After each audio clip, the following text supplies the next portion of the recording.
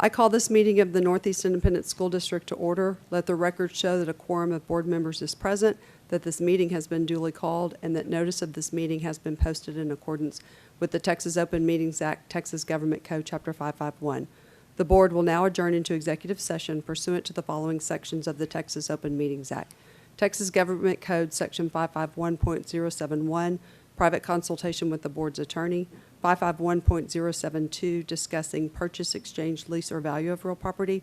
551.074, to discuss personnel or to hear complaints against personnel, and the time is 5:30. Executive session. A, personnel, including but not limited to administrative appointments pursuant to Government Code Section 551.074. 1, possible action regarding routine personnel, including but not limited to administrative appointments. No action. Item 2, introductions. Dr. Micah. Thank you, President Grona. At this time, I would like to introduce our interim assistant superintendent for campus administration, Mr. Rudy Jimenez. Rudy joined the Northeast family in 2004. Prior to being named interim assistant superintendent for campus administration, he was the executive director for adult and community education. Prior to that, Mr. Jimenez also served as the principal at Tex Hill Middle School, as well as Eisenhower Middle School. Mr. Jimenez received a bachelor's degree in biology in 1995 from the University of Texas at Austin. He also earned a master's degree in educational administration in 2002 from the University of Texas at Austin. Mr. Jimenez has 23 years in education. Congratulations, Rudy.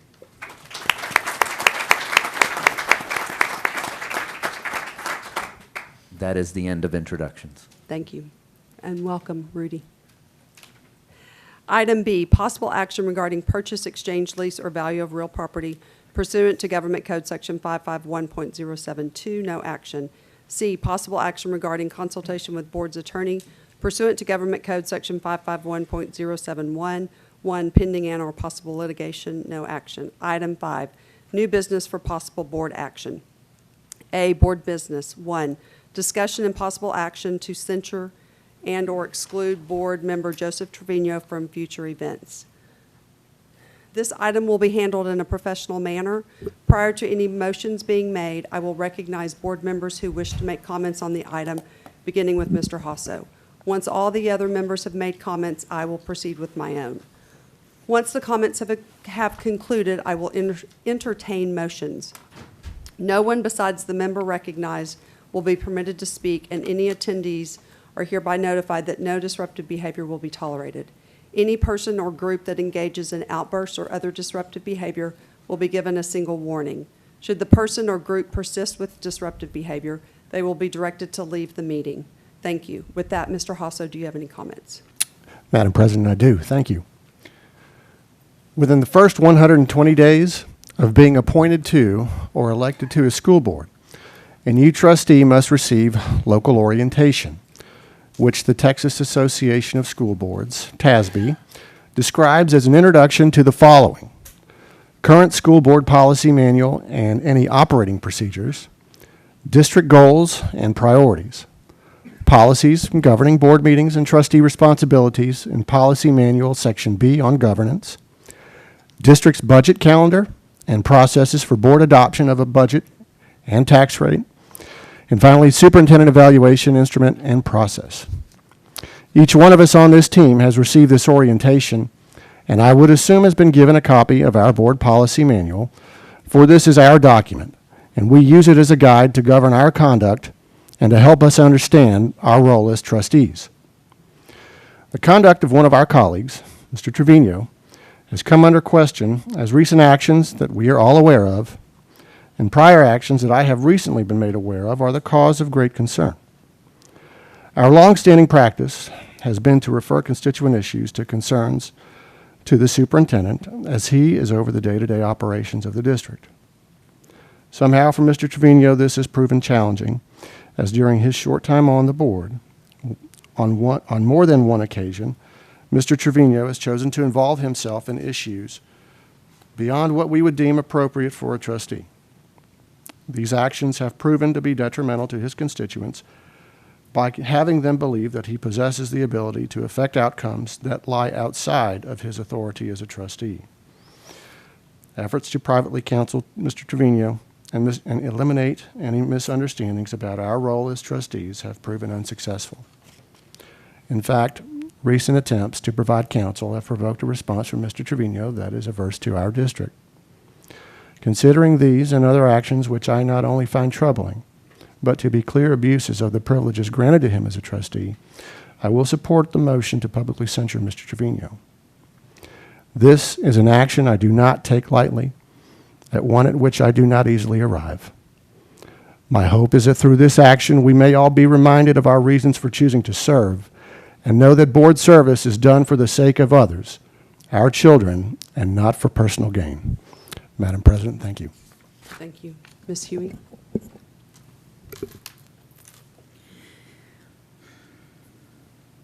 In the 19 years that I've been on the board, we've had some challenges, from school financing, mainly the lack of it, to passing bonds to build new schools with the resulting boundary changes and naming of schools, and even worse, changing a name, to today's issues of keeping our children safe in an increasingly volatile society. These have all brought their share of heartbreak and tears. Throughout all of this and the even greater number of successes as a school district, one constant was the teamwork and ethical governance of and by the school board. It has been a huge point of pride that we've been finalists for the TASB Honor Board and the HEB Excellence in Education Award. That certainly won't be happening again anytime soon. We were able to share stories of our board's effectiveness and leadership when there were other districts struggling with misunderstandings or outright disregard for their duties as a board. In fact, there have been many trustees who've come to us as a sounding board or for assistance in getting their board back on track. Many years ago, NEISD did have a board with a couple of members who were not here for the right reasons. There was a group of parents who loved this district, its superintendent and staff so much that they banded together to make sure that there were strong, effective leaders who valued the district and its children more than an ego trip to an elected position that is quite similar to unpaid volunteer work. They had no desire to see us on the front page of the paper or as the lead story on the evening news for the wrong reasons. After all, our district leaders, and especially our classroom teachers, have enough to deal with without trying to defend an out-of-control trustee.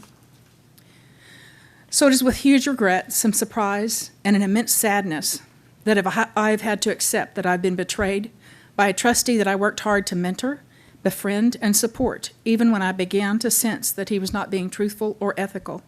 This is not the NEISD story. This is something that I would never have believed would have happened here. I'm resentful, I'm angry, I'm embarrassed, I'm dismayed, I'm hurt, I'm puzzled, I'm confused. Why? Why are you making these bad, unethical choices when you have supposedly been to the classes that clearly outline and define our duties as trustees? Why did you vote for the board operating procedures that clearly state what is expected of us, but then choose to blatantly defy these expectations?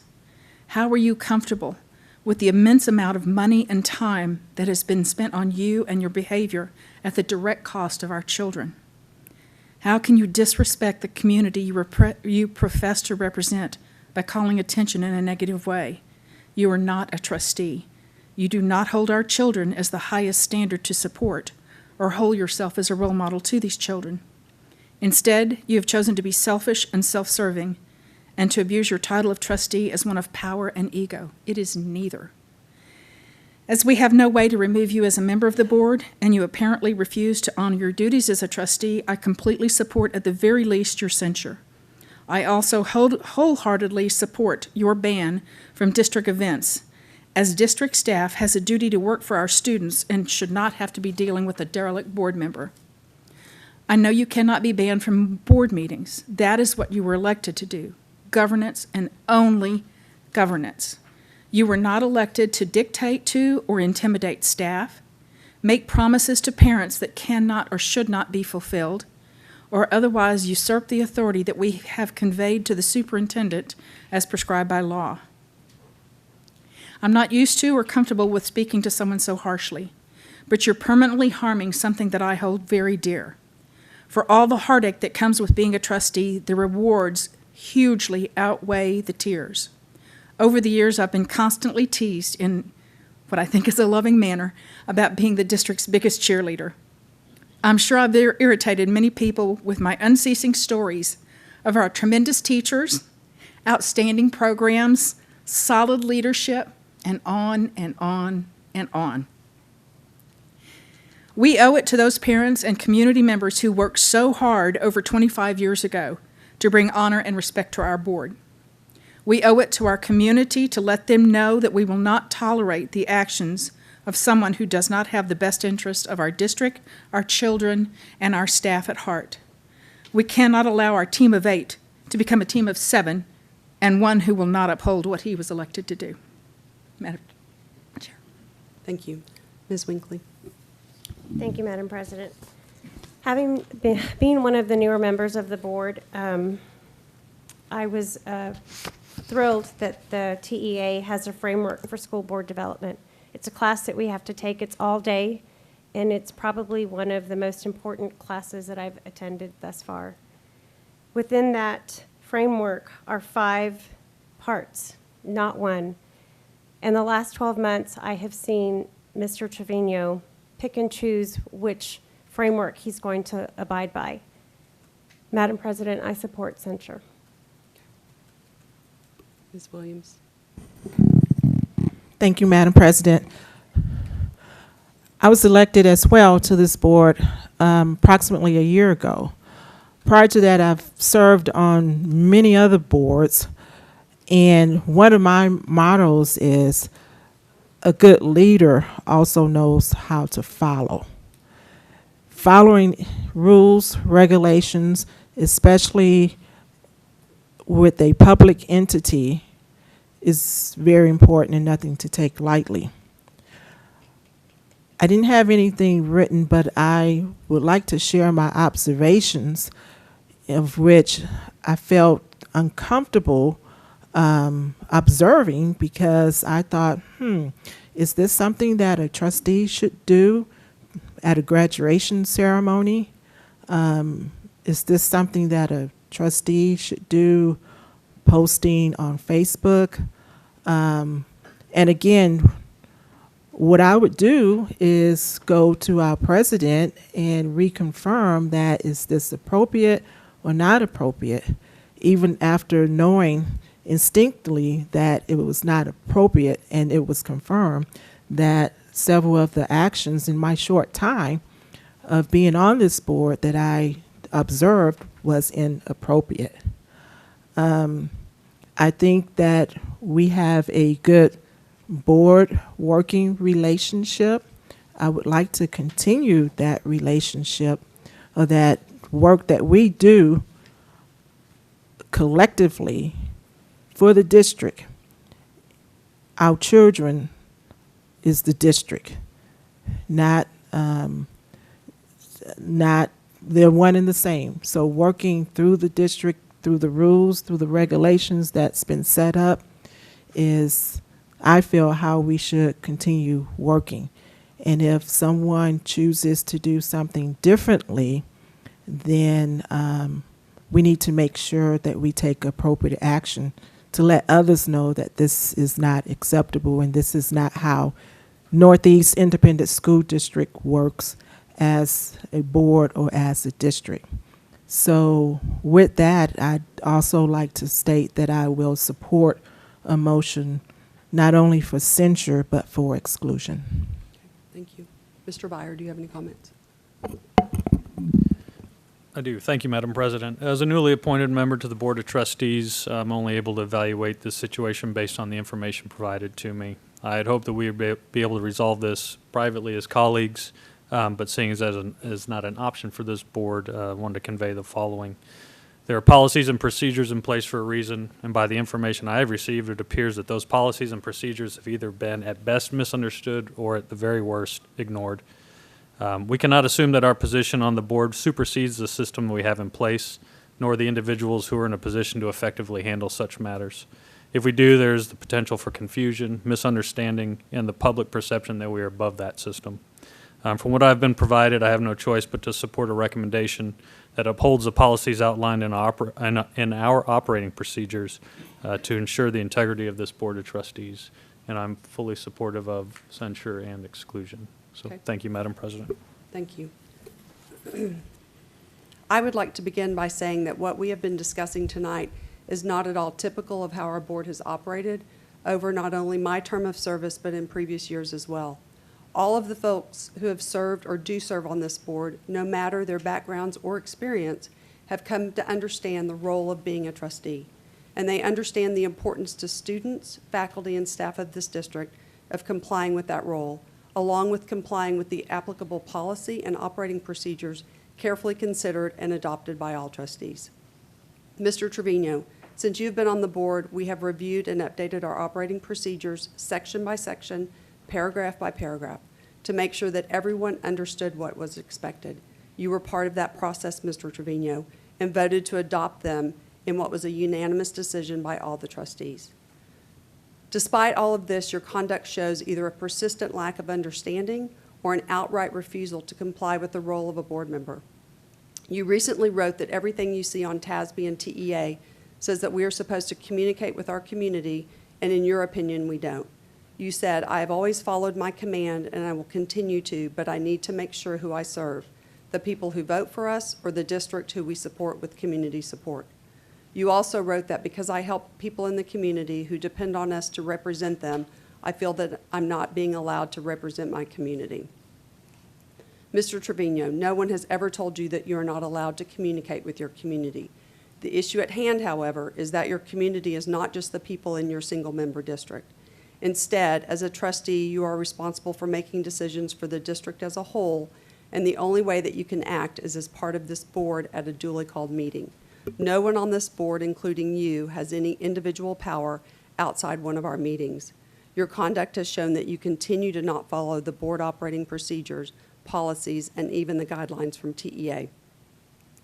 Before I get into specifics, I would like to note that when I first met with Mr. Trevino about serving on the board, I was very specific that being a board member is very different from being on PTA. At the time, Mr. Trevino was on council PTA and also involved in local unit PTA. As a former PTA president myself, I told Mr. Trevino that it was very hard to adjust to being a board member because we couldn't freely go to campuses anymore. We worked for all students of the district, not just our local school. Being on the PTA and being a mentor allows volunteers to be on campuses a lot and interact with staff as well as parents. But being a board member, we have to be invited to attend a campus, and we can't just focus on one particular campus. As a board member, we generally have a specific reason to be on campus, and we stick to that purpose. Also, as a PTA volunteer, it was very easy to try and help a parent or staff member. But I explained to Mr. Trevino that as a board member, we might have parents or staff come to us with concerns, but we have to pass that along to the superintendent. We have a very strict chain of command, and we must follow it. If a board member gets a concern, they can forward it to the board president or superintendent. But ultimately, the superintendent is responsible for ensuring that the concern is addressed. We then evaluate the superintendent's handling of these issues. Mr. Trevino said that he understood, that he was very good at following the chain of command, that he understood that we can't get involved in the day-to-day. I told Mr. Trevino we had 3 primary jobs: adopt the budget, adopt policy, and evaluate the superintendent. That's it. The day-to-day operations of the district do not fall under us, and we must adhere to that. From the very beginning, Mr. Trevino had a hard time understanding his role as a board member. In May 2018, he told the family of a deceased child that we could have an empty chair for her son at graduation, that the cousin could accept the certificate for her child, and that the ceremony could be in his honor. He also mentioned that a tree could be planted in his memory. I had to respond to the mom that while we were very sympathetic to her situation, there was a specific process in law and board policy regarding the passing of a student prior to graduation. The student did not meet the criteria, and therefore his name could not be included in the graduation program. Also, the district did not dedicate its graduation ceremonies to any single person, as they are meant to honor all graduates. Mr. Trevino never told anyone about this conversation with the mother, so when we received the email, we were totally blindsided. I also told the mother that no individual trustee has the authority to make a decision to dedicate something on a campus to a particular person. So Mr. Trevino did not follow the chain of command or follow board operating procedures because he had not made me or the superintendent aware of this conversation. When he was asked about it, he said he never told the mom those things. Once he was pressed on the issue, he explained that the family was friends with his daughter, and he was just telling the mom that he might be able to help. Mr. Trevino's actions put the parent, the school, and the district in a difficult situation. I'm sorry, I'm losing my voice. One of Mr. Trevino's children graduated from one of our special programs with a particular certification. Mr. Trevino wanted to bring greetings from the board at the ceremony. I told him that the board members don't bring greetings at these ceremonies. Despite this, the administration found that the program for the ceremony listed him as bringing greetings from the board. Dr. Gotardi told him that he could speak as a parent, but he could not represent the board and speak on behalf of the board. So the program was changed to reflect that he was speaking as a parent. But this is another example of how he was told that this was not how we do business, but he continued to move forward with his personal agenda. Another example of Mr. Trevino thinking that he could obtain special treatment beyond what is available to all district parents occurred at the December 2018 graduation ceremony for the program his child attended. The board president historically speaks at this, and the board members in attendance share passing out the diplomas. Mr. Trevino was allowed to hand out the diplomas to all of the graduates. As the students were lining up to walk the stage, Mr. Trevino's wife lined up along with their child.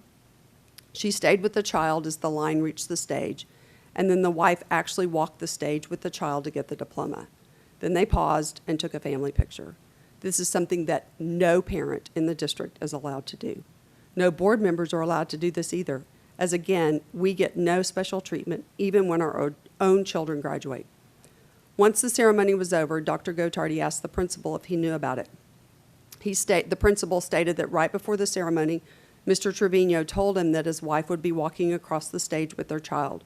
Mr. Trevino never asked or said anything to me or Dr. Gotardi prior to the ceremony because he knew if he asked, he would be told no.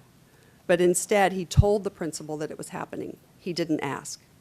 After the ceremony, Dr. Gotardi called Mr. Trevino to come in to discuss what happened. Mr. Trevino didn't answer. He finally texted that he was on his way out of town and that he couldn't come in. He finally did call Dr. Gotardi and claimed that he didn't know his wife was going to walk the stage. But prior to the ceremony, he had told the principal that his wife was walking the stage. I believe that Mr. Trevino violated board policy BAA local.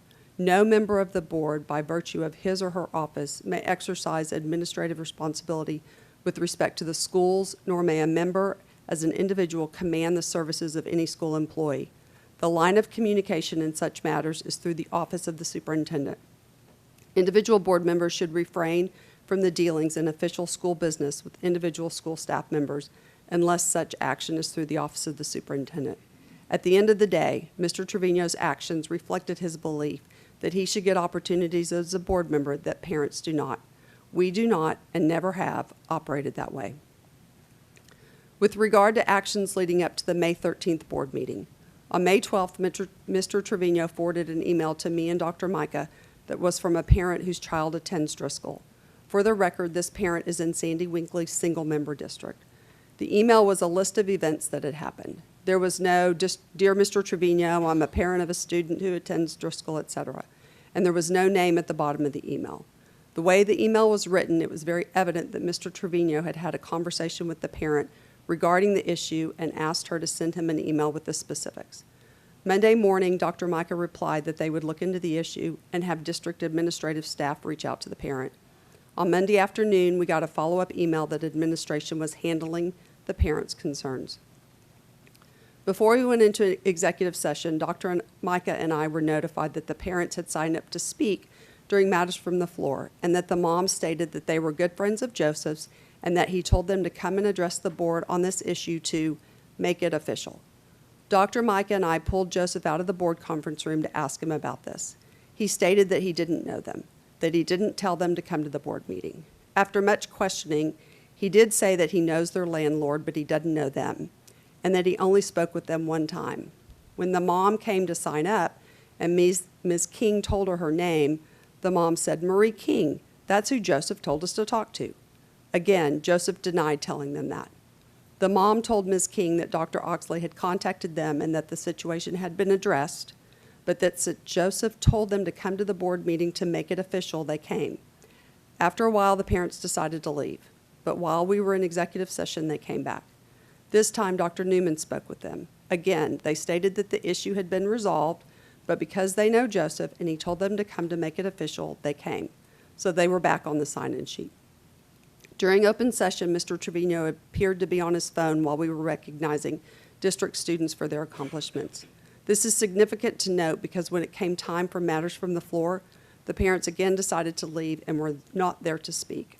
I believe that Mr. Trevino texted them and told them to leave because he had been questioned by me and Dr. Micah. The parents, perhaps because of this, did not appear for a meeting scheduled with the campus principal the following morning. I believe that Mr. Trevino advised them to not communicate further with the principal about their concerns. Mr. Trevino was able to fulfill his role as a board member by forwarding the parent complaint to the superintendent. However, where Mr. Trevino violated the board operating procedures and the superintendent's contract was when he told the parents to come speak to the board to make it official. Our role as board members is to forward issues to the superintendent, but then remove ourselves from the situation. It is the superintendent and staff responsibility to address the concern. Tuesday morning after the meeting, I asked Ms. King to contact Mr. Trevino to come in for a meeting with me and Dr. Micah. The purpose of the meeting was twofold: to ask Mr. Trevino what he meant when he told the parents to come to the board to make it official, and to again discuss what his role was as a trustee. Mr. Trevino did not respond to the text, and so Ms. King tried to call. He didn't answer the phone. After a while, he texted Ms. King and said that he was on his way to Austin to meet with TASB Legal to see what his role was. I finally texted and asked him to please set a time for us to meet because the purpose was to discuss his role as a board member. He never responded to my text. So after consultation with the board's attorney and Dr. Micah, I sent him an email telling him that since he refused to meet with Dr. Micah and me and wouldn't respond to me, that we would discuss the matter in closed session at our next board meeting, which was May 20th. He again said that because I help people in the community who depend on us to represent them, I feel that I'm not allowed to represent my community. I feel that they must be made aware of what is going on and that I'm being punished for what we are elected to do, represent the community. It is important to note that Mr. Trevino did not attend the May 20th board meeting, which included a team building session. We had a representative from TASB facilitate the meeting, and he went over the role of a board member. Mr. Trevino would have greatly benefited from this team building session, but he chose to not attend. Nor did he contact anyone to let them know that he would not attend. This violated our board operating procedures, ethics for school board members, commitment to service section, where it specifically states that I will diligently prepare for and attend board meetings. On top of everything else, before tonight's meeting, I learned that Mr. Trevino sent confidential student and parent information to an individual that had no relationship to the school district. This is a violation of the Family Educational Rights and Privacy Act. That kind of information can never be shared for purely personal purposes, and Mr. Trevino shared them with someone from whom he appears to have been seeking advice from, but again, who has no connection whatsoever to the district. Mr. Trevino's actions have put the district in a very difficult position. This is unacceptable, and we will refer the matter to legal counsel to further address it. I can cite more examples from our board operating procedures, our board policy, and even the Texas Education Agency Framework for School Board Development that show Mr. Trevino is in clear violation of our policies and procedures. But the bottom line is this: Mr. Trevino does not want to accept how a board member is supposed to act. He sees his position as one that has power, and he wants to get special treatment. Mr. Trevino has never been told he cannot help his community. What he has been told time and time again is that board members are responsible for governance, and the superintendent is over the day-to-day operations of the district. The board does not get involved in the day-to-day operations of the district, and board members do not get special treatment. We are treated like any other parent or community member. The board works collectively as one. The individual board member is second to the team. Mr. Trevino does not want to, but he must accept his role as a board member. And I would like to note that Mr. Trevino has left the meeting and has provided us with his comments. Do I have a motion? Yes, ma'am. For the reasons discussed by the members during this meeting, I move that the board censure Joseph Trevino and restrict him from attending any district and/or board events or coming to any district campuses or facilities save for duly called board meetings and/or any district campus where his children attend school, where he will be treated as any other parent for a period of 2 years, and that the board hereby directs Mr. Trevino to fully comply with any and all board policies, operating procedures, and legal obligations in the future. Do I have a second? Second. Thank you, Mrs. Williams. Is there any discussion? All those in favor say aye. Aye. Opposed? The motion carries. Item B, Business Services. 1, possible action regarding notice of public meeting to discuss budget and proposed tax rate. Mr. Villarreal. Yes, Madam President, members of the board, Dr. Micah, executive staff, and guests. This is a formality. We bring this to you every year. It's to publish a notice of the public adoption and tax rate of June 20th of 2019. It allows us to advertise in the paper. So we're asking for approval of that date. Okay, does anybody have any questions or comments regarding this publish of the public? Okay, seeing none, do I have a motion to approve publication of the notice of public meeting to discuss budget and proposed tax rates in accordance with Texas Education Code? So moved. Section 44.004. Sorry. Setting the public meeting date as June 20, 2019. So moved. Thank you, Mrs. Winkley. Do I have a second? Second. Thank you, Mrs. Williams. All those in favor say aye. Aye. Opposed? The motion carries. Drink some water. I know. Item 6, presentations. A, budget study session number 1. Mr. Villarreal. Yes, Madam President. We bring to you tonight our first budget study session. We have one scheduled on June 12th, which is a Wednesday, and then June 17th, and then adoption hopefully on June 20th.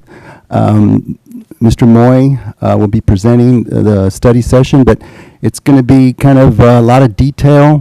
Hopefully you'll be able to, we'll be able to unpack what the legislature did. There's a lot of changes, there's a lot of moving parts. We're still working through it. This is our first stab at working through it. I think we know pretty much how much we're going to get, but there's a lot of attachments to it. There's a lot of allotments that we got to look through. There's some compensation issues that we got to sort out. So with that, I turn it over to Brian to start the presentation. Thank you, Dan. Madam President, board members, Dr. Micah, executive staff, and guests. This was a crazy legislative session. And so here's what we're going to go through tonight. We want one slide on budget adoption laws, and then we're going to go through a legislative update on what's going to affect our budget.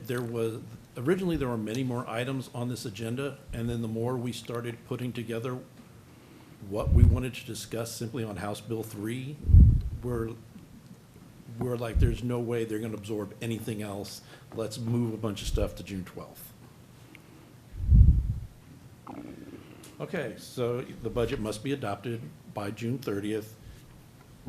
Although we have many different fund types in the district, you only adopt a budget for the general fund, the debt service fund, and the school nutrition services fund. Budget must be held at a public meeting. You just approved that we're going to announce the public meeting to be June 20th, and we must post in the newspaper. We will not adopt a tax rate at that meeting. We must wait until certified appraised values come from the appraisal district, which they are not required to provide until July 25th. And at least under current law, we have to wait to get notified from TEA that we have satisfied all of our red tape filings with regarding Chapter 41, even though we are not in recapture. There's just paperwork that we have to do because we are at a certain wealth per student. We have no idea how that's going to change because recapture law changed within HB 3.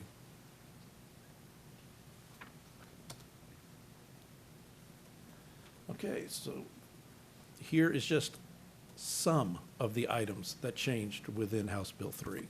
House Bill 3 is 303 pages long. There were formula changes, new allotments, mandated compensation increases for portions of any new revenue, tax compression, future revenue limits on M&O property value, property revenue growth. There are incentive pay and merit pay options, which we are not getting into tonight. There is a full-day pre-K mandate, outcome bonuses for college career military readiness. As I mentioned, reforming recapture and much more. TRS reform, the Senate Bill 12 created a 6-year improvement plan, which will, apparently, the claim is to make TRS actuarially sound. It will, over the 6 years, increase the state contributions to TRS, district contributions to TRS, and employee contributions. For much of the spring, you heard a lot about the property tax reform bill, SB 2. Just to let you know, we're not talking about it specifically tonight because all references to school districts were dropped, and all of the property tax reform language applicable to school districts was included in House Bill 3 instead. I'm actually going to go ahead and talk about TRS first, because like I said, you wouldn't hear it if I did it at the end of the meeting.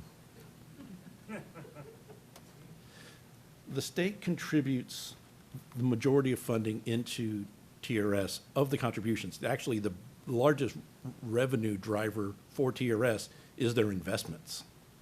But so the investments make up about 56% of TRS income, but in terms of contributions, members contribute 22% of TRS's total income, state is 12%, and ISDs are 10%. So if you take the money that the state manages plus their contributions, it gets over 60%. Now, what goes to TRS? First of all, anything that the state puts in, we are required to record it on our financials as if the state sent the money to Northeast ISD, and then we turned around and paid TRS. So we're just recording it. It's called an on behalf. It's payments the state makes to TRS on our behalf. So it's equal amount of revenue and expenditures. That is applied to the amount of statutory minimum salaries for teachers, librarians, counselors, and nurses, and all TRS eligible earnings for other employees. We as a school district are required to use our funds to make the payment to TRS instead of the state for any amount for those 4 employees that they earn above the state minimum for the first 90 days of employment, certain retire, rehire situations, and all of our federal funds, the TRS requirements must be paid for with those federal funds. And what I'm going to go through tonight, just to let you know, in addition to increasing all of the contribution rates, there was also another bill which provided nearly $600 million of a one-time shore-up payment out of the rainy day fund to TRS.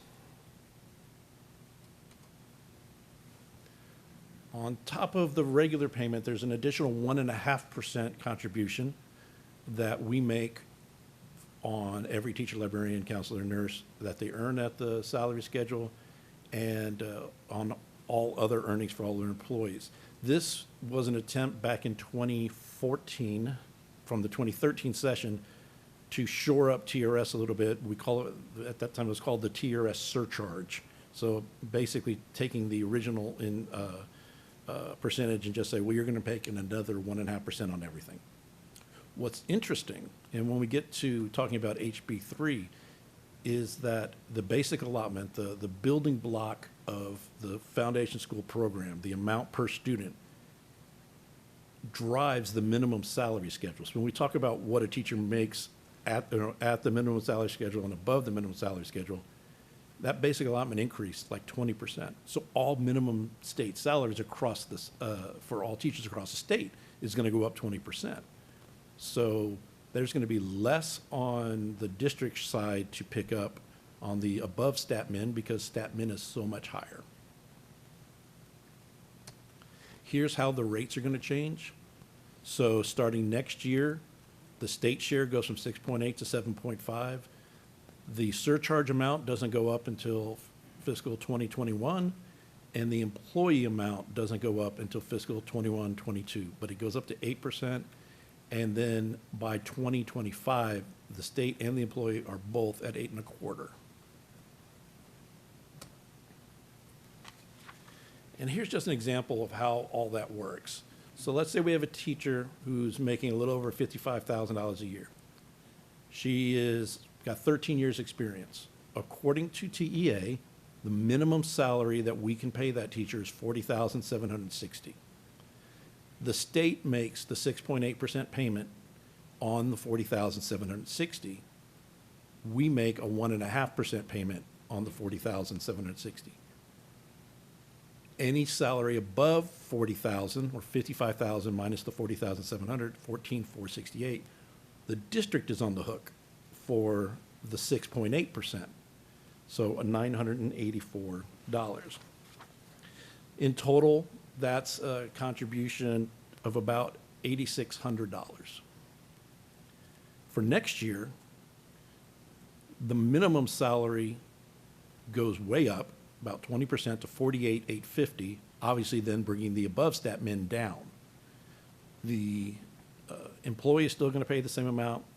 The state share is going to go from 6.8 to 7.5, so that goes, you'll see, is going from 2,772 above down to the second table to $3,700 about, and we are still paying 1.5% of the new minimum. But look at how much our share of the above stat min goes down because there's such little pay there. So it really gets cut in half. But overall, contributions for this employee to TRS of all sources is going to go up about $500. So that's a good thing. And it's totally different if you're not on the minimum salary schedule. It's pretty simple. They have the employee share, state share, and the 1.5. That's all there is to it. But even then, that is going to, the state share there is going up because you're moving from 6.8% to 7.5%. Okay, now we're going to get into House Bill 3. And I am also occasionally losing my voice. If you can. Okay, first, what I want to do is bring out that interspersed with my slides tonight are slides created by Amanda Bronson of the Texas Association of School Business Officials. Some of you veteran folks may have known her from her days working with Moat Casey. She is a rock star. She gave me express permission to integrate her slides into mine where I thought it was easier than, trying to recreate the wheel. And as we get into this, let me first start by thanking Dan, Deb Caldwell, and Susie Lackhorn for letting me pester them all weekend long putting this together, trying to figure out what was what. This may be the least prepared I have ever been for a budget study session, but the 303-page bill did not come out until Friday. So Amanda did say, you must include this slide of hers, saying, please know that this is an initial interpretation and it's going to change over the next days and weeks. Okay. We think we are directionally correct in most facets. Okay, so here's all the parts of the formula that change. So the structure of what the foundation school program is basically stayed the same.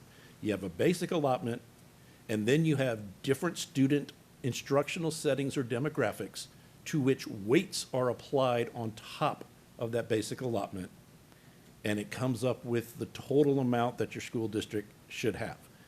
That has not changed, but a lot of the details within these allotments have changed. First of all, the basic allotment went from 5140 to 6160. So you hear a lot of people going, we upped the basic allotment by $1,020. Every student's going to get $1,020 more than they did last year. That's not really the case, because they also, at the same time, eliminated what was called the cost of education index, which was a factor that each district, based on certain geographic and cost of living standards, made and adjusted. So all the weights and all the funding was based off the adjusted basic allotment, not off the basic allotment. So in essence, we didn't get $1,020 more per kid. We got $619. Now, don't get me wrong. That is very good. That is very good. I'm just making sure that there was not 1,000. So what were some of the weights that went up? Special education students that are in a mainstream setting with regular classes went from 1.1 to 1.15. Gifted and talented allotment completely went away. This does not mean that we are not going to have a gifted and talented program. Our parents would come with flaming torches and pitchforks if we did not have. In fact, we are going to be required to certify to TEA that we are still having the program. The big change and the most uncertainty comes from the compensatory education program. This used to be a very simple calculation of a weight of 0.2 for any student that qualifies for free and reduced lunch. We're going to jump a lot more into this in a minute. But now it's a 5-tier structure and with weights varying from 0.225 to 0.275. Great change to bilingual. Used to be anyone who was in a bilingual program had a weight of 0.1. Now we actually get credit for having a dual language program. So if we're just in a straight bilingual setting, you still get the 0.1. If you are a non-English speaking person in a dual language program, we get a 0.15. And even the English speaking students qualify for a 0.05, just simply because a dual language program is more expensive. For the first time ever, there's going to be a dyslexia allotment. And a new allotment is called the early education allotment. So it's an extra 0.1 for children in K through 3 who are economically disadvantaged. There's a little bit more to unpack on this, and we're going to get into this a little bit later too. So Brian, real quick, we're not getting 1,020. We're only getting $619. When you read the paper and you saw everything that was written, it made it sound like, now some districts are getting the 1,020, some districts are getting 900, 1,000. Brian will go over it, but I just wanted to make sure that we understood that it's not 1,020. It's only the 619. Point of emphasis. Okay. That's right. So, again, a deep dive into where we're going with compensatory ed. Like I said, it's no longer simply, does the student qualify for free and reduced lunch? Now, it's going to be based on census block data from the Census Bureau. And it's going to take into account, and the commissioner is going to define how all of these factors work. Median household income, average educational attainment, single-parent households, rate of home ownership, and they also said other. So whatever the commissioner says is important to defining what is now going to be called educationally disadvantaged. We're going to go from EcoDis to EduDis. So he's going to define it. We will submit the census tract information to the agency, and the agency will define what group we're in. There's going to be 5 groups of poverty, least impoverished to most impoverished, and the commissioner gets to decide which of the 5 categories each of our students falls into. So, Brian, what was it based on before? Simply if you qualify for free and reduced lunch. But qualified, If in the National School Lunch Program, and it wasn't even down to individual students. They just took the total number of students your district had who, through turning in their applications through the National School Lunch Program, how many of those qualified to receive either free meals or reduced price meals. We would get a 0.1 weight for those students. oh, I see. Thank you. So does this interfere at all with the campuses that we have where there is free lunch for, this is No, completely separate? This is completely different. Okay. This is not going to interfere with our community eligibility provision. Okay. In fact, the old way was they had to start tweaking the formulas for all these districts that were going to CEP. And so even though this is going to be 10 times more complicated, it solved that one problem of CEP. Thank you.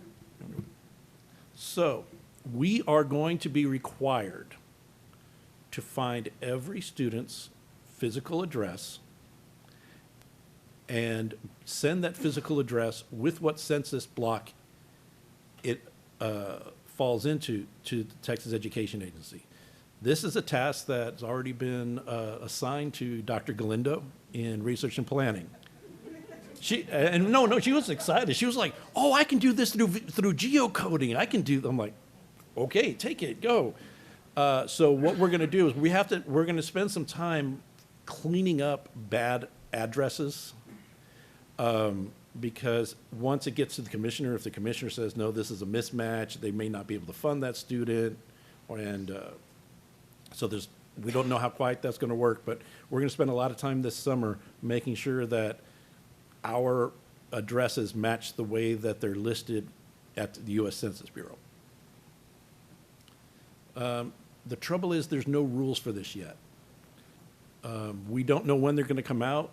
I believe Dr. Micah was at a meeting at Region 20 where Commissioner Morath was like, well, I know it's not going to be by August. And actually, he's going to have to set up a committee to review it and hire staff to implement it. So not only do we not know how much money we're going to get, they also remove the rules on what we can spend it on and what the minimum required spending is. We're going to be really in the dark for this first year. Brian, I'm sorry. Oh, What is PEIMS count? Public Education Information Management Systems, the data warehouse. Okay, thank you. You're welcome. Okay. Actually, David wanted to know that.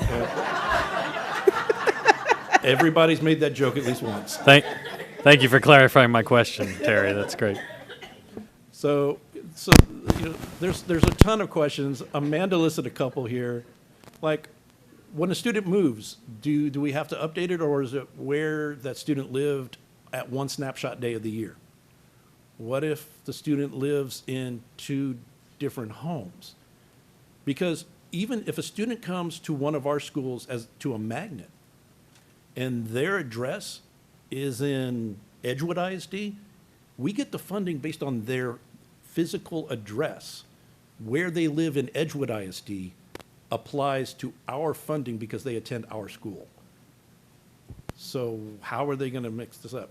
Plus, we have differences sometimes between physical address and mailing address. We got to get that cleaned up. And again, we, at this point, do not know what the budget implications are in terms of what we are going to be required to spend on compensatory education due to lack of rules. Quick question. Mrs. Williams wanted to know if now have you all put together an idea of what that's going to cost us to get all that information pulled together? I mean, is that something that we need to look at? No, I just asked research and planning if they could do it and quickly walked away. Got it. Perfect. Not bad, no. She's not bad.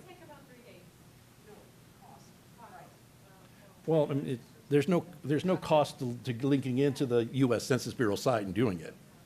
There's not a fee there. Yeah, the same files are free, so the cost would be an employee of the district taking the That- time to have to submit it to TA, essentially doing what TA should be doing. Okay. That's okay. It's not a 3-month effort or okay. That's good. If we were to go census block by census block, collect Right. information manually, it would take a while, but Okay. the information's already there, we just have to put it together, package it out. Got it. Okay. Thank you. Okay, moving on to some of the other weights. Career and technical allotment, there's no change to weights. However, career and technical courses has been moved down to grade 7. It used to start only eligible courses starting in grade 9. Plus, on top of the 1.35 weight, There are certain courses that are considered advanced, and for every student in those courses, we get an extra $50 bonus comp ed money, I'm sorry, career tech money. And the number of courses that are eligible for that extra bump has increased. The high school allotment, again, this was a Band-Aid from a long time ago. $275 per ADA, that simply got rolled into the basic allotment. Transportation, we're still looking to see how this is going to funnel out. Currently, you are funded based on how many miles you drive and how many students are on the bus. So how efficiently are you doing your routes? Are you packing the bus full, or are you have 3 buses running through the same neighborhood when only one could do it? So that you get incentivized for having a higher density of students. Well, they're taking that away, and they simply said, no, you're going to get a certain amount per mile. Last I saw, it was $1.04, but I've also heard $1. So that's the bad news, because we had very efficient routes. So we're going to lose some money there. But the good news is they're expanding what miles are eligible. Right now, if we transfer students to go to certain CTE courses, career tech courses, we don't get money for that. If we transfer students because of needing to go to a workplace or an institute of higher ed for a dual credit, we do not get reimbursed for those miles. We will in the next year. What about extracurricular activities? Are those factored in at all? We get, I believe there's a small extracurricular reimbursement. No, I will imagine look it's that not up. a much. Okay, I was just curious if that gets factored in. Again, an old Band-Aid that was around from the early 2000s is they simply said, okay, how many full-time employees other than teachers do you have? How many part-time? Here, we're going to give you a little bit of money here because healthcare costs were going up. And they said, well, we're just going to fund you this way. They got rid of that. They're trying to clean up some of the extraneous stuff that was added through the years instead of actually doing school finance reform. This is going to be interesting. Tier 1 local share, prior year value to current year value. Here's what that means. Right now, my property value or Northeast property values go up, which means our property tax revenue goes up. The state assesses whether or not the appraisal district did a good job of putting in the value, certify it, send it to TEA. TEA applies that to the following year's state aid. So we get the benefit of an increase in property values for 1 year. Now they're going to say, appraisal districts, we want your information right now. So if we get an increase in property taxes this year, we're going to get an offset reduction to state aid that same year. For us, I'm not saying it's not significant, but I can tell you that across the state, this hurts high growth school districts more. We aren't the ones building 4,000 or 1,400 new homes every year. Our value growth has been pretty modest, 5 to 6%. I'm only estimating about 4.5% for this upcoming year. Districts that are doing 10, 12% property value growth, really we're counting on that 1 year nice influx of cash. Okay, tier 2. So any pennies that the board adopts in the M&O tax rate above $1, the state kicks in a little extra money. They said, what would it take for those 4 pennies for you to collect as much money as Austin ISD would have collected on those 4 pennies? So if our penny is worth $4 million and Austin ISD's penny of tax effort was worth $8 million, the state would give us $4 million for that penny. Now they disconnected it from Austin and said whatever district is in the 96th percentile. It's not going to change that much, although they did also decrease the some of the rates. We haven't fleshed out exactly how that's going to work, but I don't think it's going to be too horrendous of an issue. And here we go with that M&O tax rate. Right now, we are at the maximum rate of $1. That was the compressed rate from the laws that went into effect in 2006. And then the board had 4 pennies of discretion, and obviously we are at $1.04, have been since 2008. For 1920, that dollar is going to go down to 93 cents. So we are going to collect much less in tax revenue, but the state is making it up. For 2021, there's going to be a very complicated formula to determine what the 93 cents moves to, but there will be a one-time option good for tax rate adoption in 2020 for the board to add 1 penny. Because right now, 4 pennies is the most you can do without a TRE. If the board in September of 2020 unanimously decides to add a penny, we can add it without going out for a TRE. And then that'll be 1 more penny above $1, so that's 1 more penny that we get matched in Tier 2. And those are called golden pennies. And that number is moving from 6 to 8. Doesn't matter, we're not going to go for a TRE and go up to $1.08 anytime soon, but it's what it is. They have scrapped pretty much all of Chapter 41 Robin Hood and simply said, if your tax revenue with the compressed rate exceeds what all these formulas of all these students comes out to be, plus this little money that we get from the available school fund, if you exceed that, you're in recapture, plain and simple.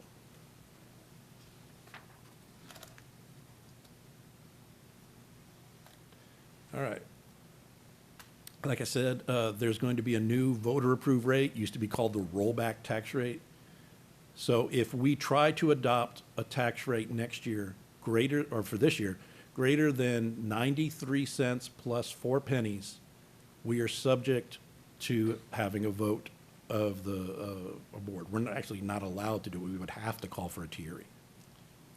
For next year, so that's all, the entire state is moving to 93-cent compression.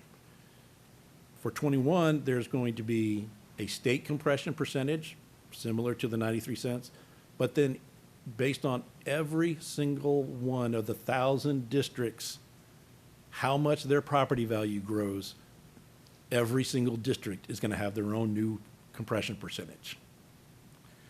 And right now they're saying the state is going to be 91.65. Ours is going to be probably a little bit different than that. So I'm not going to go through this long algebraic equation. Just you want to know what the dy dp v plus e is? Okay. Yeah. A prior year district property value. Okay. So this, now we get into 2.5% revenue cap. So if your district property values grow by more than 2.5%, you are going to have to adjust your M&O tax rate down to where your tax collections do not grow, but by 2.5%. So if we have we're going to get into it a little. So if we grow by 5%, then we have to knock the rate down 2.5. We are only allowed to grow revenue starting in 2021 by 2.5% a year. In SB2, cities and counties negotiated themselves up to 3.5%. TEA is going to tell us what that compressed rate is. One more thing that the commissioner gets to control, so, which means that TEAs must have the local appraisal data. So instead of the appraisal district working with the comptroller and getting things done a year later, TEA is going to have to get the information from Bear Appraisal District at the same time we do. We're wondering how that's really going to, how quickly they're going to be able to turn that around. Are we even going to be able to have our tax rate adopted by September 30? And then how does that affect districts who go for TREs? Because they're moving all TREs to a uniform date. But there's so many rules on TREs that they're going to have to rewrite all those to make this work. But having said, the commissioner might adjust that. So let me see if I can boil this down a little simply. What this does, starting with 2021, it limits how much tax revenue we can bring in to a growth of 2.5%. This does not mean that a homeowner, every homeowner will only see a 2.5% growth. So like I said, let's assume for 2021, our values grow 5%. We would probably bring in $20 million extra tax revenue. But we can only grow 2.5%. We can only grow 10 million in tax revenue, so we have to bring the rate down to around 94.5 cents. Plus, this is 5% district-wide property value. You know that your home versus your home versus your home all grow by different percentages based on how hot your neighborhood is in the market. So let's look at this. So just in case the first time that someone gets a tax bill greater than 2.5%, they're going to come to you and say, what did you do to my property taxes? So I'm bringing this to you. Let's say for 1920, we're at 97 cents. Two homes are both valued at $220,000. So they both are levy taxes of $2,134. But for 2021, home A is in a hot neighborhood. Its value grows 8%. Home B is not in a very neighborhood with lots of property sales. It only grows 3%. So now you have one house that last year were valued the same. This year, one house is valued $11,000 more than the other. But because our compression percentage is district-wide, both houses go down to a tax rate of 94.5 cents. So now one home A, his property tax bill is going to go up $111, 5.2%, not 2.5, while home B, his tax bill is only going to go up $7 because both houses get the benefit of the compressed tax rate.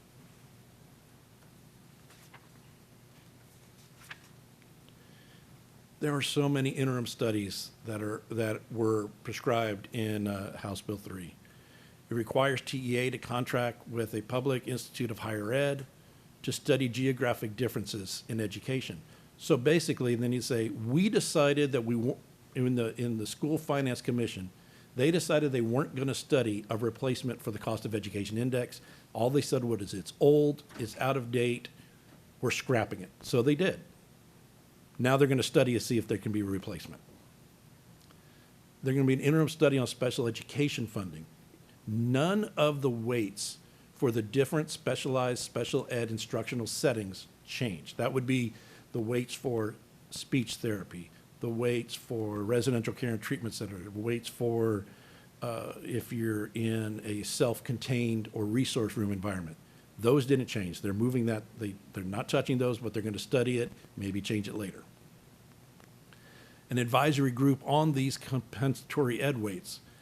I'm like, so is the commissioner going to adopt the rules first for this year and then get an advisory committee and do something different for the second year, or what? We really just don't even know.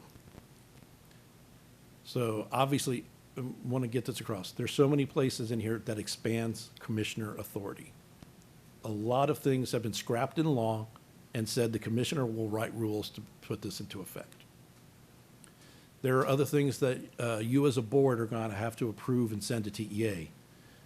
Early childhood math and literacy plans, college career military readiness plans. And one other thing that moved in there was every student should complete a FAFSA, financial aid form. The parents can opt out if they don't want them to do it, but there was a couple of people in the ledge who really said more students would go to college if they filled out the form and saw, gee, I could get financial aid. So that was the impetus behind this. So what does this all mean? It means the state is spending an extra $11.6 billion this biennium. $6.6 billion in education, $5 billion in tax reduction. They claim that this will move the state share of the foundation school program from where it is currently at 38% up to 45%. For Northeast, it means we should see a net increase of about $26 million for 1920. State revenue will go up about $53 million. It's my best estimate at the time. Another caveat, property tax revenue will decrease 27 million. We must offer full-day pre-K for any eligible 4-year-old. But there's still, our pre-K funding assumes that you only have a half-day pre-K, so you only get paid for half the child. We're going to be required to do full-day pre-K, but we're still only going to get paid for half the day. But they say, don't worry about it because that new K3 allotment is going to make up the difference. And we didn't put any strings really on the K3 allotment, so you should be fine.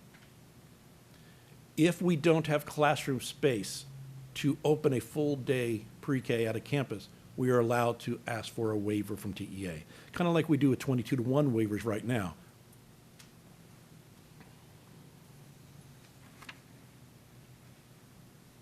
Here's the big thing everyone's talking about. Within the HB3, there is mandated compensation increase for 2019-2020. Actually, for any year in which they change the basic allotment and we get more money.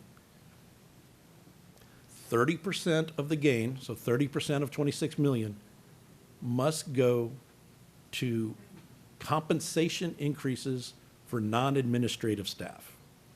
If they go by TEA PEM's definition of administrative staff, that means that leaves out the people on this side of the dais and principals and assistant principals. They can't be part of the pay raise of that 7.7 million. We can pay them out of our own money, but it can't be paid out of this 7.7. Of the 7.7, 75% of it, or 5.4 million, must go to teachers, librarians, counselors, and nurses. In addition, the district must show that we differentiate classroom teachers who have more than 5 years' experience from librarians, counselors, nurses, and classroom teachers who have 0 to 5 years' experience. Then the remaining 1.9 after of the 7.7 can be used for other full-time employees. So we're not recommending, a compensation plan. We're going to do a deep dive on compensation on June 12th.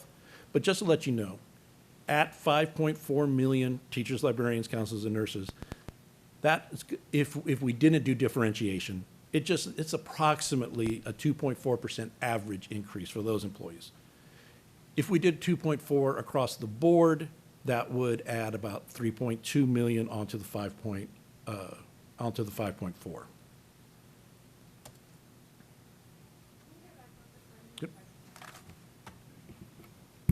Must differentiate the increase of classroom teachers with less than 5 years' No, experience. greater than 5 years. Greater than 5. Yes, greater than 5. You have classes. So why the difference? What? Because the legislature said we want you to reward veteran teachers. And 5 years is, 5 years was their cutoff. okay. There is, and the wording is vague. The example that I give is, I could give a 2-year teacher a 5% pay increase and a 6-year teacher a 5.1% pay increase, and I've satisfied the law. And again, remember, this is compensation. You don't have to use this for pay raises. We could put the whole amount into our healthcare plan. This is, nothing in here says pay raise. It said compensation, and it specifically said compensation includes benefits. Thank you, Brian. All right, and as I mentioned before, the state on some of this stuff has finally caught up with us and are funding the things that we're doing that were kind of expensive. We do offer full-day pre-K in a lot of locations. We do offer two-way dual language, and we do have a lot of career tech offerings. So what they're basically doing is funding the things that they're finding out are really great programs. Now, one thing is that a state law is for these programs.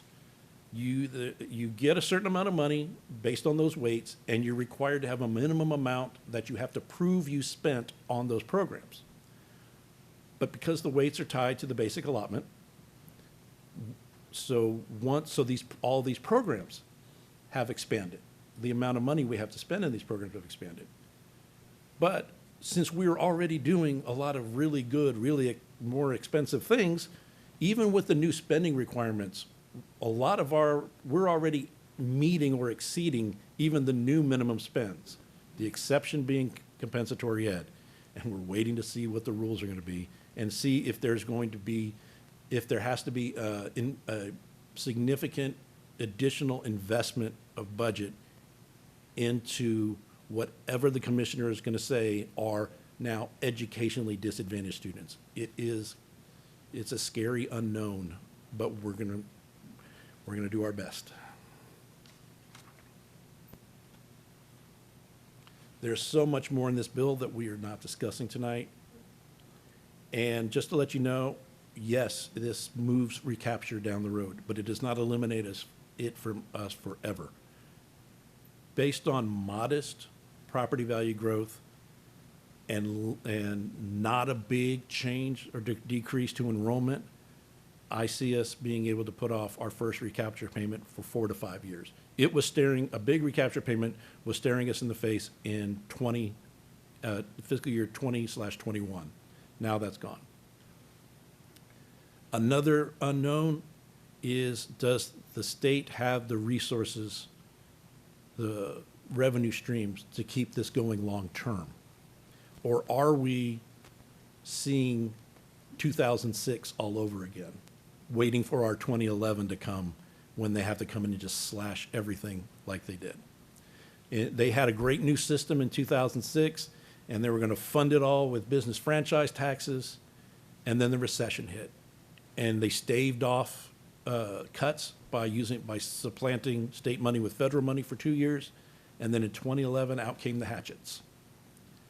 You see here the cost, the first 2 years, 20 and 21. This is directly the Legislative Budget Board fiscal note on House Bill 3. So you see the 5.45 billion, the 6.14 billion. That's the 11.6 that it's going to cost for this biennium. The next biennium, they're already estimating it's going to be over 13 billion because of 13.4. And if you extend out that 2024 into 2025, that biennium is easily going to cost 15 billion. Are they going to have the revenue streams?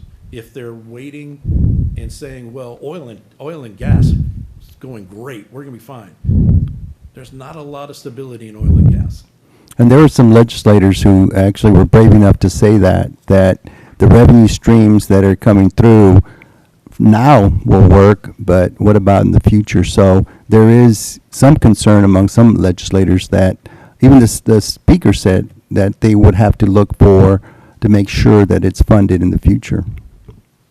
Yeah, a San Antonio rep, when HB3 conference committee report was being heard for the last time on the House floor, Trey Martinez Fisher brought this up when his comments from the back mic, and he was warning us, like, are you sure you know, basically, are you sure you know what you're doing? What's going to happen 5 years from now? Is 2006 to 2011, is that just going to come all over again? Or do you guys really have a handle on sustainable revenue streams? And if we can even send you a link to that video if you want to ask us for it, we'll send you his testimony, or not his testimony, but his statements from the floor.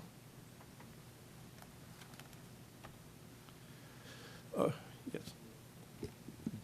Just because we have some new board members, will you just go ahead and, for their sake, how much did we lose in 2011 in revenue? What he's saying is David wanted to know.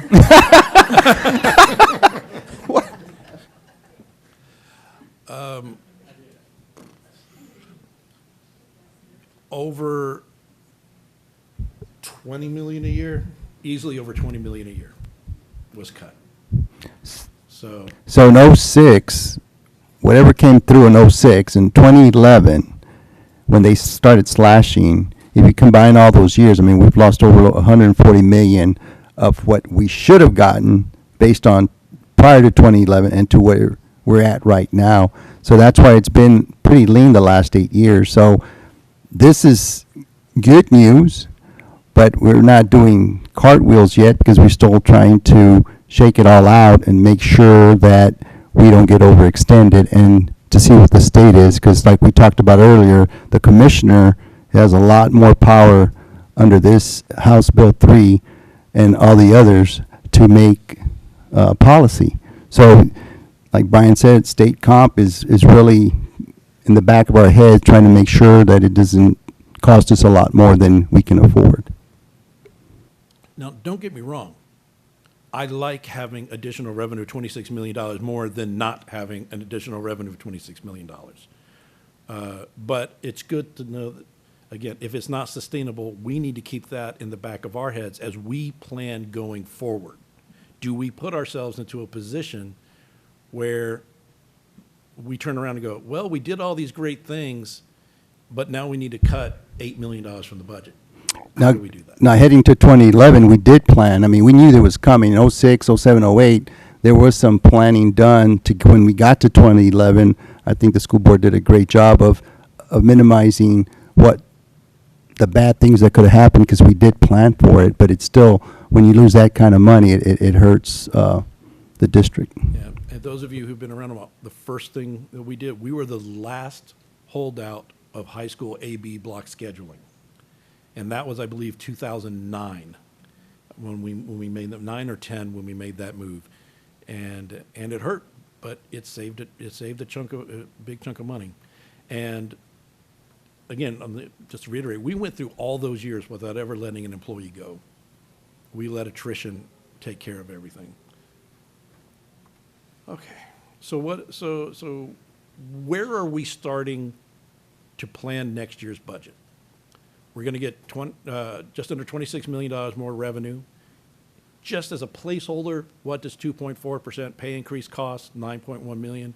We're to the good, $16.5 million from HB3. We were already going to be a little bit positive at $7 million. So now we're looking at dropping $23 million to the bottom line before we make any other decisions. But again, that's great. But in terms of, is this a windfall? And a windfall would mean we went from having reserves of 3.1 months of operations to having reserves of 5.5, 6 months of operations. That's a huge number, 23.7 million. It only bumps us up 0.3 months of operations. Because we're a $540 million budget. So 23 million is great, but it's not, we're not doubling our money here. And somehow the state share is going up to 45%, but for us, the state share is going to 21%, which really only gets us back to where we were in 2016, 2017. The big blue bar is property taxes, the gray is state aid. So we were on, but again, this is good. We were on our way to 4% state share, and now we're back to 21%. That's a good thing.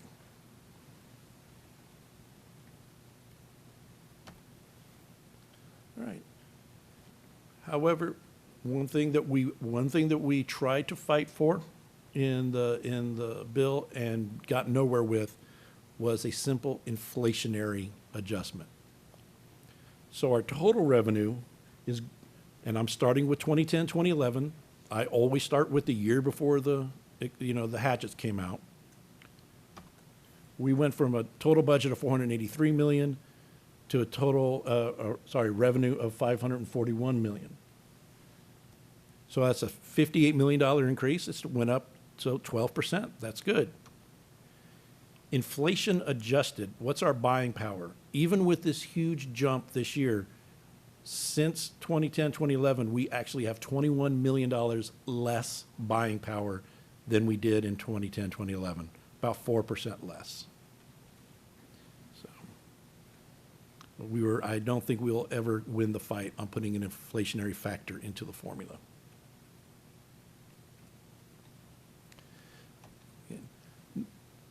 So we have a lot of competition in the county, and we have a lot of competition for great teachers. Just to let you know, we're Northeast, we're great. We actually make the only district, this is current law, The only district who has less per student money than Northeast is Alamo Heights.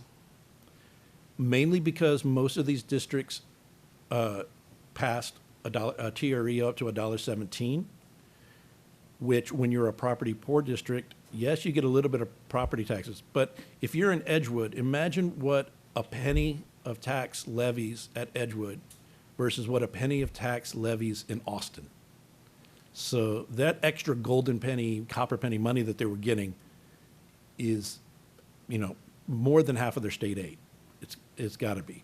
So there are a lot of districts that are that have significantly more revenue per student than we do. And HB3 is going to actually increase those variances. You can see we're getting $452 per kid out of HB3. That's great. Edgewood's getting $1,115. South Stand's getting $1,040. And why is that? The bills were set to put more money into the hardest to reach areas, into the most impoverished areas. We do have, we have 44% free and reduced lunch, but we're not at 80%. So relatively property wealthy districts that, then it makes sense that they're also not high poverty rates, did not see the greatest gains from this bill.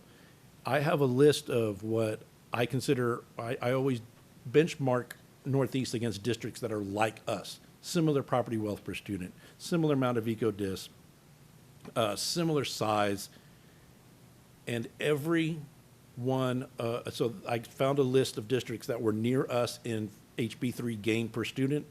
All of our peers are on it. So everyone like us got between, $420, $470 per student. So, but we are the only one, us, Northside, and Alamo Heights, we're the only ones like us in Bexar County, though. All right, we have reached the end. We will see all of you again June 12th, and we are going to now cover much, much more. We're going to go into a bigger dive on salaries and benefits. Going to go in and brag about our health insurance again. We'll go into what campus staffing levels were set at for next year, additional allocation requests, what changes, additional items of campuses and departments been asking for. And then the debt service fund and the school nutrition services fund are simple. There's nothing complicated, controversial. There are no HB3s for debt service. So that'll go by quickly. We're going to show you what is a pretty much final budget on June 17th, and we will ask you to adopt a compensation plan based on our discussions from June 12th on June 17th.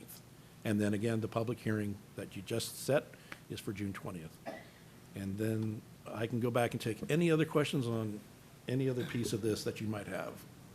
David, do you have any questions? I do not, actually, so thank you. Does anyone have any questions? Will we be getting these slides? Yes. Okay, thanks. I'm sending them to Marie first thing tomorrow morning. Okay, that'd be great.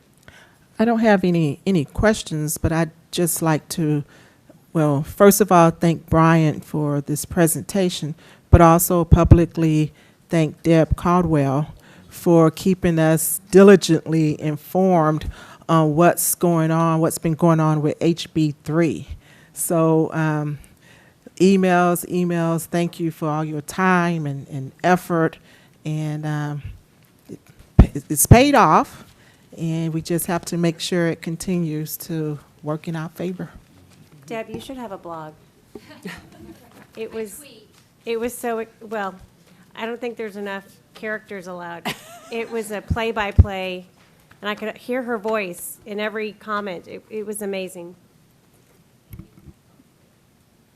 Anything? Yes, thank you, Deb. Brian and Susie, thank you for this presentation. This was awesome. Appreciate all your time. Sorry you had to work over the weekend, Sorry. but we appreciate it. Dr. Micah, did you want to have some comments? Thank you. So just on that, I want to thank Dan, Brian, Susie, Deb, and everyone else that worked. I will tell you, I was getting texts and emails this weekend about it. Deb was reminding me, hey, I just sent you an email. You need to read this. I really think you need to look at this run. Dan sent me this presentation late yesterday to begin to look at it. We spent a lot of time this morning, and even with that, they've modified it. So they did a great job with a piece of legislation that came out. And again, that's 303 pages long. A couple other points of interest that I would like to make sure everyone is aware of is I know it's complex, but really it's a great thanks to our legislature that passed this. This is the first new monies we've seen since 11. And so, yes, it's complex. Yes, it's, to some extent, we're not allowed to do everything we want to do with it, but kudos to them for what they've done. As you all know, Mike Morath, the commissioner, visited Almas last Friday. I got to spend the better portion of the day with Commissioner Morath and his staff. Kudos to Gayla Booth and her people, honestly. They rolled out the red carpet for them. They did a great job.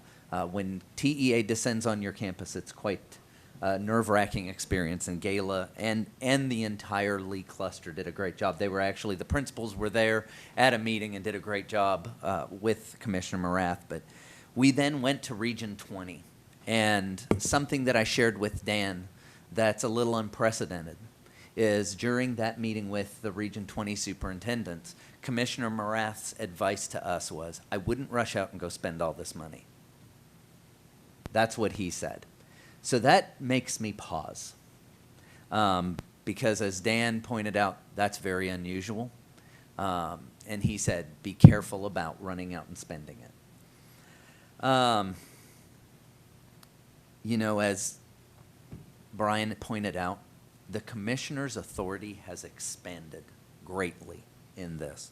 He brought up the fact that he has to adopt a lot of rules. He hasn't even hired the staff yet to adopt some of these rules.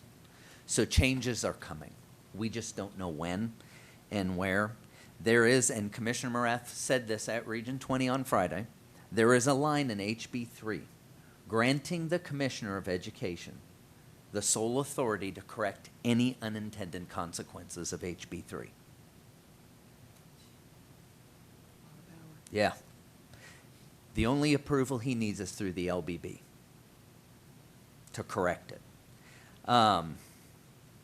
So, as you saw and Brian's slide pointed out, the increases that we're seeing statewide vary greatly per district. And so, you know, over the next few days and weeks, we will be sitting down really to take a hard look at this. I know as a board, you want to give pay raises to our staff. I know you want to recognize teachers. We are going to do our very best to bring you a proposal that is mindful of what could happen in the future, but we need to take care of our employees today. So that's my commitment to you all. Thank you. Great. Thank you. Anybody have anything else?